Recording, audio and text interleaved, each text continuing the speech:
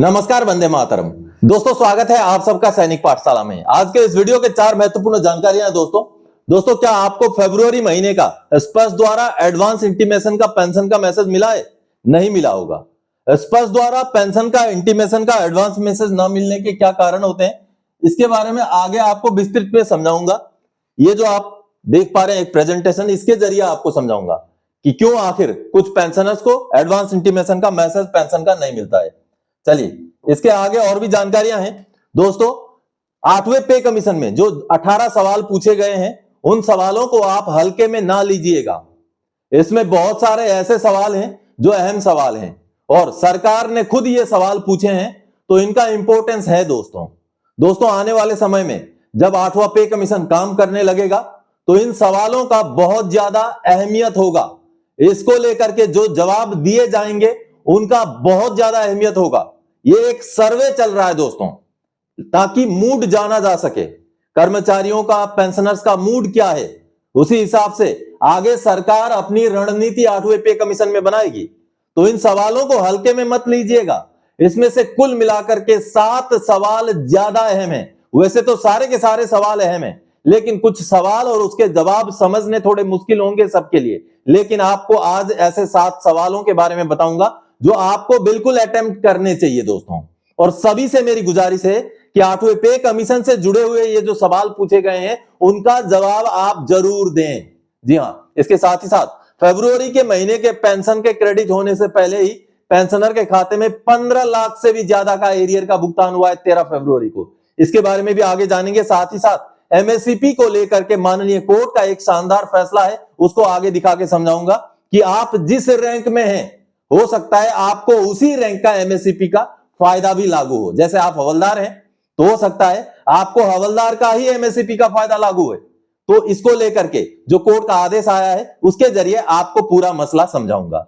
तो चलिए आगे बढ़ेंगे आज के इस वीडियो में इन्हीं 4 विषयों को लेके। लेकिन आगे बढ़ने से पहले हमेशा की तरह मेरा आप सबसे आग्रह है दोस्तों, अगर सैनिक पाठशाला चैनल का वीडियो आप पहली बार देख रहे हैं या अभी तक चैनल को सब्सक्राइब नहीं किया है, तो चैनल के साथ जुड़े रहने के लिए, इसका हिस्सा बने रहने के लिए और आपसे जुड़ी हुई भरोसेमंद ऑथेंटिक जानकारी आप पाते रहने के लिए चैनल को जरूर सब्सक्राइब करें। चलिए अब आगे बढ़ते हैं। जैसे आप सबसे पहली जानकारी देख पा रहे हैं, 8वें वेतन आयोग के सवालों को हल्के में ना लें। 18 में से 7 सवाल अहम है। वैसे तो 18 के 18 ही सवाल बिल्कुल अहम है, लेकिन उनमें से 7 ऐसे सवाल हैं जिनको आप सब ने बिल्कुल जवाब देना ही चाहिए।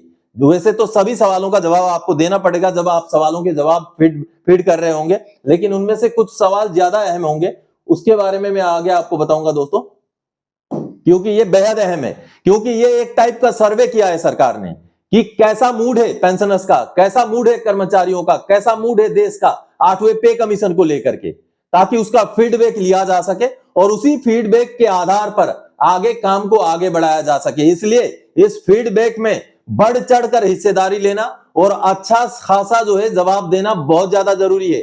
मैंने लाइव जवाब देकर भी वीडियो बनाया है कि किस तरीके से 18 सवालों के जवाब दिए जाते हैं। 8वें पे कमीशन के ऑफिशियल वेबसाइट के जरिए जाकर के आपको 18 सवालों के जवाब देने हैं। इस बात को हल्के में मत लीजिएगा, बार बार बोलता हूं मैं। चलिए अब इनमें से कौन से सवाल अहम है वो आगे बताता हूं। सबसे दोस्तों ये पहला सवाल है। दूसरा सवाल है, मैं सीधे जो अहम मेरी तरफ से है मेरे हिसाब से वो समझा देता हूं। दोस्तों ये है छठा सवाल, और छठा सवाल है दोस्तों, अलग अलग फिटमेंट फैक्टर दिया जाए या एक जैसा फिटमेंट फैक्टर दिया जाए। ऐसा सवाल छठे सवाल में किया गया है। अगर आप ध्यान से पढ़ के समझेंगे तो यही लिखा हुआ है कि ओहदे के आधार पर, पे लेवल के आधार पर क्या फिटमेंट फैक्टर अलग अलग दिया जाना चाहिए, ऐसा सवाल यहां पर है। अब इस सवाल से और एक चीज क्लैरिफाई हो जाता है दोस्तों, कि जो बताते हैं कि पे कमीशन में हो सकता है फिटमेंट फैक्टर का फॉर्मूला ना लगे, लेकिन 8वें पे कमीशन का जो वेबसाइट है उसके अंदर जो सवाल पूछे गए हैं वहां पर फिटमेंट फैक्टर का जिक्र है। ये देखिए फिटमेंट फैक्टर का जिक्र है। इसका मतलब है फिटमेंट फैक्टर के आधार पर ही शायद 8वें पे कमीशन का भी फायदा दिया जाएगा। तो ऐसे में ये छठा सवाल बोलता है कि क्या अलग अलग फिटमेंट फैक्टर होने चाहिए, तो आपके हिसाब से क्या होना चाहिए ये जरूर आप जवाब दीजिएगा। अब छठे सवाल के बाद अगला सवाल है मेरे हिसाब से दोस्तों 11वां सवाल है, जिसके बारे में मैं ऑलरेडी आपको बता भी चुका हूं। 11वां सवाल है दोस्तों, 11वां सवाल है पेंशन का जो बर्डन है वो बढ़ गया है सरकार के ऊपर, ऐसा सरकार का कहना है कि पेंशनरों की संख्या बढ़ गई है, कर्मचारियों की संख्या बढ़ गई है, तो इसमें क्या करना चाहिए, बजट कैसे करना चाहिए, ये सरकार का सवाल है। इसको लेकर भी आपको जरूर जवाब देना चाहिए और पता है आपको जवाब क्या देना। पेंशनर बर्डन नहीं हो सकते सरकार के ऊपर। और अगला सवाल दोस्तों, ये देखिए 12वां सवाल। 12वां सवाल में डीएडीआर के बारे में, डीएडीआर की बढ़ोतरी के फॉर्मूले के बारे में, उसके सारे आंकड़ों के बारे में सवाल किया गया है। और मैंने तो जवाब ये दिया है कि जो ऑन ग्राउंड महंगाई होती है उसके हिसाब का डीएडीआर होना चाहिए। हमने अमूमन देखा है ऑन ग्राउंड में महंगाई बढ़ गई लेकिन डीएडीआर केवल 2% बढ़ा, तो ऐसा नहीं होना चाहिए, ऐसा मैंने जवाब दिया है। तो ये 12वां जो सवाल है ये भी अहम है, महत्वपूर्ण है, आप भी इसका जवाब जरूर दें। 13वां सवाल है दोस्तों, और 13वां सवाल भी अहम है। 13वां सवाल में रेलवे, सीएपीएफ और रक्षा के जो कर्मचारी हैं उनको लेकर के एक कंपैरिजन टाइप का बनाया गया है। इसमें पूछा गया है कि किस तरीके से उनको बढ़ोतरी दिया जाए, क्योंकि रेलवे, सीएपीएफ और फौज के जो कर्मचारी हैं उन्हीं को मिलाकर कुल 70% की आबादी हो जाती है, तो उनको कैसा फायदा दिया जाए, किस तरीके से उनको बढ़ोतरी दिया जाए। तो मैंने उसमें जवाब दिया था कि जिनका लाइफ रिस्क ज्यादा है उनको ज्यादा बढ़ोतरी दें। अगला सवाल दोस्तों, 15 नंबर सवाल मेरे हिसाब से, और 15 नंबर जो सवाल है वो खास करके एमएसपी को लेकर है। जी हां, आप अगर देखेंगे तो मिलिट्री सर्विस पे को लेकर के ये 15 नंबर सवाल पूछा गया है। आप यहां देखिए, सैन्य सेवा वेतन। सैन्य सेवा वेतन वर्तमान में सशस्त्र बलों के कर्मियों के लिए स्वीकार्य है। ये कहीं अगर इसका जवाब आप ठीक ठाक नहीं देंगे तो कहीं एमएसपी बंद ना हो जाए। मैं ऐसा नहीं बोल रहा हूं कि बंद हो ही जाएगा, लेकिन जिस तरीके की बात कही गई है कि फौजियों को अलग से एमएसपी दिया जाता है, उस बात को यहां दर्शाया गया है। तो क्योंकि जीवन का रिस्क रहता है और दुश्मन देश के साथ लड़ाई करना एक एक्सट्रीम, एक ऐसा काम है जो फौज ही करती है। ऑपरेशन सिंदूर में आपने देखा, कहीं भी हमने देखा है कि वो एक एक्सट्रीम लाइफ का रिस्क होता है, इसीलिए उस लाइफ के रिस्क को देखते हुए, जीवन की कठिनाई को देखते हुए एमएसपी दिया गया है।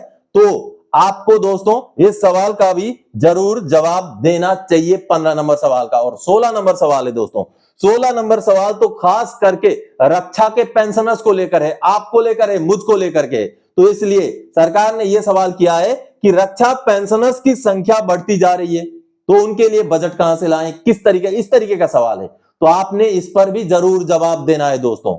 और आखिरी सवाल जो मेरे हिसाब से 17वां सवाल, जो बोनस को लेकर है, इसमें मैंने जवाब दिया है कि बोनस तो दिया जाना चाहिए और हर साल बोनस में बढ़ोतरी भी होनी चाहिए और पेंशनर्स को भी बोनस दिया जाना चाहिए, ऐसा मैंने जवाब दिया है। आप कैसा समझते हैं वैसा जवाब दीजिएगा, लेकिन 18 के 18 सवालों को जरूर अटेम्प्ट कीजिएगा दोस्तों, अहम है।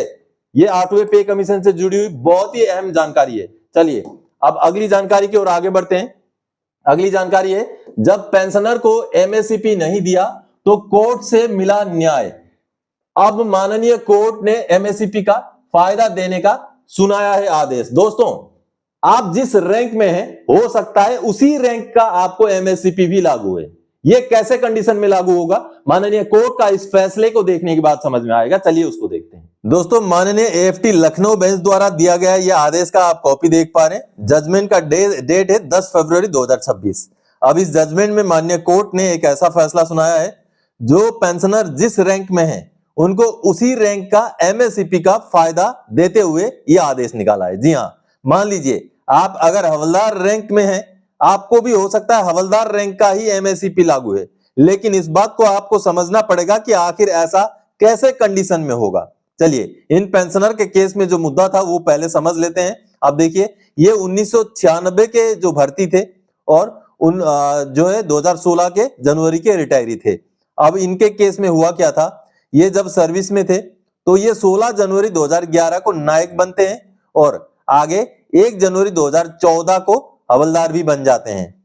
लेकिन इनको इन डेट से पहले ही नायक का या हवलदार का एमएसपी लागू होता था। जी हां, 1996 के भर्ती थे ये, तो 2006 से पहले ही इनका एमएसपी नायक का एलिजिबिलिटी बनता था, लेकिन चूंकि 2006 से पहले एमएसपी स्कीम नहीं था, इसलिए इनका 1 जनवरी 2006 का डेट में एमएसपी लागू होना था, जो उनको नहीं मिला था। तो आप देखिए, अब एमएसपी नायक ग्रांट करते हुए 1 जनवरी 2006 से उनका पार्ट 2 ऑर्डर भी हो जाता है और उनका जैसे ही 16 साल सर्विस हो जाता है उनको एमएसपी हवलदार भी लागू है, जो कि उनका प्रमोशन हवलदार से पहले का डेट पड़ रहा है। देखिए, वो नायक में प्रमोट हुए 2011 में, लेकिन उनको एमएससीपी नायक का फायदा 1 जनवरी 2006 से लागू हुआ और वो हवलदार में प्रमोट हुए 1 जनवरी 2014 को। लेकिन क्योंकि उनका 16 साल 1 जनवरी 2014 से पहले ही पूरा हो रहा था, तो उनको 17 नवंबर 2012 को ही एमएससीपी हवलदार लागू हो गया था। अब पार्ट टू ऑर्डर दोनों चीजों का हो गया, लेकिन इसको इंप्लीमेंट करके उनको फायदा नहीं मिला। आज के डेट का उनका पेंशन में कोई परिवर्तन नहीं होगा, लेकिन उनको पुराना एरियर मिलेगा दोस्तों। और एरियर कब से कब तक का मिलेगा? उनको एरियर मिलेगा जनवरी 2006 से लेकर के उनका नायक का प्रमोशन यानी कि 2011, ये देखिए 16 जनवरी 2011 के बीच का, 2006 से 2011 के बीच का नायकी का जो फायदा होता है, उसका जो डिफरेंस है वो एरियर के रूप में उनको मिलेगा। और जो हवलदारी का उनको फायदा मिलेगा वो 2011 से लेके 2014 के बीच का, जब तक वो नायक में थे उस पीरियड का उनको हवलदार का फायदा मिलेगा, क्योंकि उनका एमएससीपी हवलदार दोस्तों 2012 से ही लागू हो गया था। यानी कि ये वाला डेट नवंबर 2012 से जनवरी 2014 तक का उनको हवलदार का फायदा मिलेगा। ये इतना पीरियड का उनको एरियर मिलेगा। आज के डेट में उनको कोई पेंशन में अलग से बढ़ोतरी नहीं मिलेगी। आज के डेट में उनको जितना हवलदार के हिसाब से पेंशन मिल रहा है वही मिलता रहेगा, लेकिन एरियर उनको मिलेगा दोस्तों। तो इस केस में माननीय कोर्ट ने सुनवाई करते हुए क्या आदेश दिया, ये देखिए। Thus, in view of the fact that Part 2 orders notifying grant of first and second MSCP in respect of the applicant have already been published, the respondents are directed to grant benefits of first and second MSCP to the applicant with effect from 1st January 2006 and 17 November 2012, respectively, within a period of 4 months from the date of receipt of certified copy of this order. देखिए आगे अगर default हुआ तो 8% ब्याज भी देना पड़ेगा। तो कहीं ना कहीं देखिए समझने की जरूरत है। आप हवलदार रैंक में हैं, लेकिन आपका हवलदार का प्रमोशन का डेट से पहले अगर आपका हवलदार का एमएससीपी का डेट पड़ता है तो उसका क्लेम आप कर सकते हैं। आप नायक रैंक में हैं, अगर आपका नायकी का रैंक आपने जब लगाया उससे पहले ही एमएससीपी नायक का डेट पड़ता है तो उसका भी क्लेम कर सकते हैं। उससे आपका वर्तमान के पेंशन में कोई तब्दीली नहीं होगा, लेकिन आपको पुराना एरियर जरूर मिलेगा दोस्तों। अब अगली जानकारी दोस्तों, खुशखबरी। फरवरी महीने के पेंशन से पहले स्पर्श ने भुगतान किया 15,40,456 का मोटा एरियर। जी हां, ये मैसेज देखिए, 15 लाख से भी ज्यादा का एरियर 13 फरवरी 2026 को स्पर्श द्वारा भुगतान किया गया पेंशनर को। अब ये मसला क्या है, पेंशनर को 75% के हिसाब से डिसेबिलिटी लागू था, लेकिन उनको 50% के हिसाब से दिया गया था। सैनिक पाठशाला के साथ जुड़े थे, बहुत दिनों से जुड़े थे, उनको निरंतर में गाइड करता रहा, कार्रवाइयां होती रही, अब जाकर के उनका ये पैसा रिलीज हुआ है, जो एक बहुत बड़ी कामयाबी की कहानी है दोस्तों, सैनिक पाठशाला के साथ जुड़े हुए पेंशनर्स की। तो चलिए पेंशनर्स का जो वीडियो संदेश आया है, पेंशनर ने भेजा है, उसको सुन लीजिए। नमस्कार भाइयों, मैं नायक हाकिम सिंह 31 अक्टूबर 2007 को मैं 50% डिसेबिलिटी एलिमेंट के साथ पेंशन आ गया था। मैंने कुल 15 साल 7 महीने 21 दिन नौकरी की है।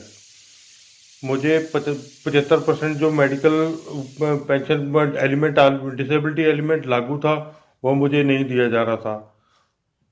मैं लेटर लिख लिख के रिकॉर्ड को, पीसीडीए को वो थक गया था, बट टू नो अवेल, कोई फायदा नहीं हुआ। आखिर में मैंने भी सैनिक पाठशाला के कई वीडियोस देखे थे, तो मैंने इस चैनल को ज्वाइन किया। तो सर की गाइडेंस पे मैंने कार्रवाई जारी रखी। 18 साल बाद मुझे न्याय मिला और मुझे कुल 17,71,000 रुपया क्रेडिट हुआ, जिसमें से 2,30,000 पहले क्रेडिट किया, 15,40,000 फिर क्रेडिट किया। मेरी आप सबसे यही गुजारिश है, जिस सैनिक भाई की भी समस्या है वो इस चैनल को ज्वाइन करें। इस चैनल को ज्वाइन करने का ही सिर्फ 89 रुपीज़ लगता है, बाकी और कोई पैसा आपको देना नहीं है। ना ही मैंने कोई पैसा दिया है, ना ही मेरा कहीं पर कोई पैसा खर्च हुआ है।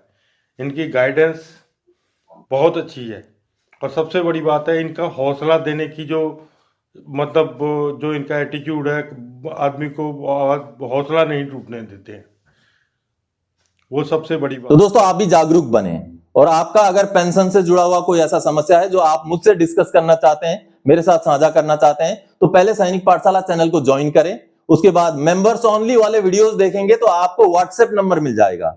मेंबर्स ओनली वाले जो भी चैनल के मेंबर हैं जिन्होंने ज्वाइन किया है, केवल उनको दिखने वाले जो वीडियोस हैं उनको देखिए, व्हाट्सएप नंबर मिलेगा। फिर आप मुझसे व्हाट्सएप में संपर्क करें, मैसेज के जरिए आप मुझसे संपर्क करेंगे, फिर मैं आपको गाइड करूंगा आपकी भी कोई समस्या है तो उसको किस तरीके से समाधान किया जाना है। चलिए अब अगली जानकारी दोस्तों, फरवरी की पेंशन स्पर्श से क्रेडिट होने को लेकर के समझें एडवांस एसएमएस और 27 फरवरी को पेंशन भुगतान। जी हाँ दोस्तों फरवरी का पेंशन थोड़ा जल्दी आएगा, 27 फरवरी को आएगा। अब एसएमएस को लेकर के एक जानकारी देता हूं, कई सारे पेंशनर्स को पेंशन भुगतान से पहले जो एसएमएस आना चाहिए स्पर्श से वो आता नहीं है, लेकिन पेंशन तो आ जाता है। तो ऐसा क्यों होता है, उसी चीज को प्रोसेस के जरिए मैं पूरा समझाता हूं। मैंने एक डायग्राम बनाया है, ये वाला डायग्राम आप देखिए। अब देखिए दोस्तों, जब भी पेंशन स्पर्श से भुगतान होना होता है तो 20 तारीख, 21 तारीख या 22 तारीख के आसपास पेंशन का प्रोसेस शुरू हो जाता है, फाइल बन जाता है। स्पर्श के अंदर एक ऑटोमेटिक वो सिस्टम है जो प्रोसेस शुरू कर देता है।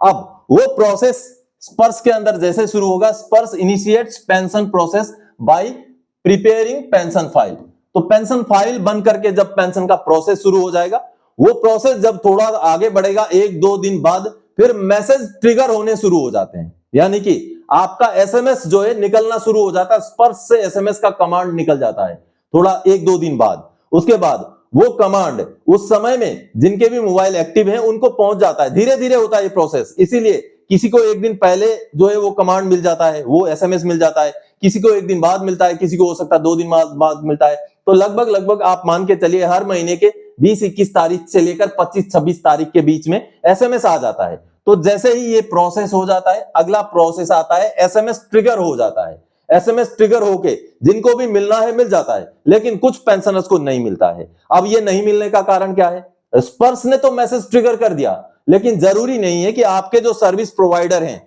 सर्विस प्रोवाइडर का मतलब जैसे एयरटेल हो गया, एयरसेल हो गया, वोडाफोन हो गया, बीएसएनएल हो गया, जो भी आपके सर्विस प्रोवाइडर हैं उनका नेटवर्क उस टाइम में काम कर रहा हो, ऐसा जरूरी नहीं है। तो कहीं कहीं जो भी डिस्टर्बेंस होता है वहां उस टाइम में वो स्किप हो जाता है, वो आप तक मैसेज नहीं पहुंच पाता है। लेकिन इसका मतलब ये नहीं कि आपको पेंशन नहीं मिलेगा। तो इस तरीके से बहुत सारे केसेस में स्पर्श ने इनिशिएट करने के बाद भी, एसएमएस इनिशिएट करने के बाद भी आपको हो सकता है मैसेज ना मिले। लेकिन अगर आपका लाइफ सर्टिफिकेट का कोई इश्यू नहीं है, अगर आपका आधार अपडेशन जैसा कोई इश्यू स्पर्श के अंदर नहीं है, तो आपको मैसेज ना आने के बाद भी आपने नोटिस किया होगा कि स्पर्श की तरफ से पेंशन क्रेडिट हो जाता है। तो ये रहा मैसेज का प्रोसेस, जो ना आना कोई बहुत बड़ी बात नहीं है, अमूमन आ जाता है, लेकिन ना भी आए तो चिंतित ना हो। और तीसरा जो फाइनल होता है वो होता है एग्जीक्यूशन, यानी कि आपका पेंशन का क्रेडिट होना। वहां पर सिस्टम में फिक्स्ड डेट डाल दिया जाता है, जैसे कि फरवरी के महीने में 27 तारीख का डेट डाल दिया जाएगा। जैसे 27 तारीख के डेट के हिसाब से प्रोसेस शुरू हो जाएगा, 27 तारीख को सारे के सारे पैसे रिलीज होने का काम शुरू हो जाएगा। और चूंकि ये बैंक और स्पर्श के बीच में सीधा कनेक्शन होता है, इसलिए पेंशन डिसबर्समेंट में पैसा क्रेडिट होने में कोई ज्यादा दिक्कत नहीं आता और सुबह से लेकर शाम तक लगभग उसी दिन पैसा क्रेडिट हो चुका होता है। किसी किसी का अगर रुक जाए तो अगले दिन तक चला जाता है, अदरवाइज उसी दिन पैसा क्रेडिट हो जाता है। तो ये है स्पर्श का सिस्टम, क्रोनोलॉजी इस तरीके से स्पर्श से आपको पेंशन का भुगतान होता है। तो एसएमएस ना भी आए तो आप चिंतित ना हो। फरवरी का भी अभी तक किसी को भी एसएमएस नहीं आया है दोस्तों फरवरी महीने का भी एसएमएस मान लीजिए आप 20, 21, 22, 23, 24 के बीच में एसएमएस आपको आएगा। फिर पेंशन का भुगतान जो है 27 फरवरी को होगा, क्योंकि 28 की छुट्टी पड़ रही है, सैटरडे पड़ रहा है, क्योंकि आखिरी जो वर्किंग डे है उसी दिन स्पर्श द्वारा भुगतान किया जाता है। तो आप सबने अभी समझा दोस्तों कि किस तरीके से भुगतान होता है और बाकी भी जो महत्वपूर्ण जानकारियां हैं। और खास करके फिर से मैं आपसे अपील करता हूं, फिर से आपसे रिक्वेस्ट करता हूं कि 8वें पे कमीशन के इन सवालों के जवाबों को हल्के में ना लें। जितना हो सके आप भी सबमिट करें और आप जितनों को जानते हैं उनको भी मोटिवेट करें कि 8वें पे कमीशन से जुड़े हुए इन सवालों के जवाब जरूर दें, इस सर्वे में जरूर हिस्सा लें, ताकि उसी हिसाब से आगे इंप्रेशन बने 8वें पे कमीशन को लेकर दोस्तों। तो दोस्तों आज के इस वीडियो में इन्हीं महत्वपूर्ण जानकारियों के साथ आया था। आने वाले समय में और कोई जानकारीदायक आपसे सरोकार रखने वाला विषय लेकर मैं फिर से हाजिर हो जाऊंगा। तब तक के लिए जय हिंद दोस्तों।